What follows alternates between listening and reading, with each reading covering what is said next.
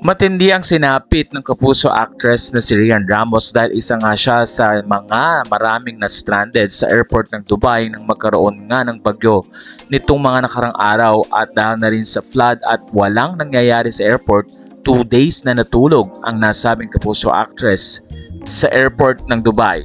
Sa isang post ay sinabi ni Rian ng ganito sa Twitter, "Is there anyone from Emirates in Dubai that can help us? We need to rebook please."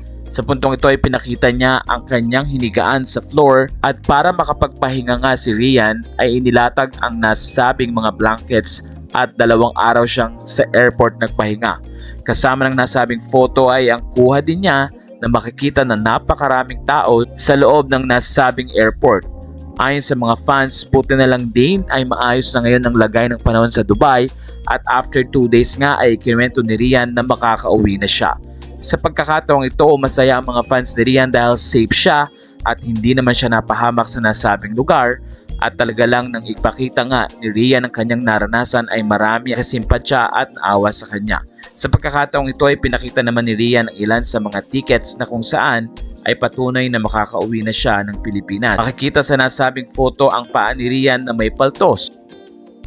At dahil na rin maayos na ang kalagayan, nagpasalamat si Rian sa Panginoon dahil na rin makakauwi siya ng Pilipinas. Ayon sa kanya, going home after 2 days of sleeping on airport floors. Thank you Lord.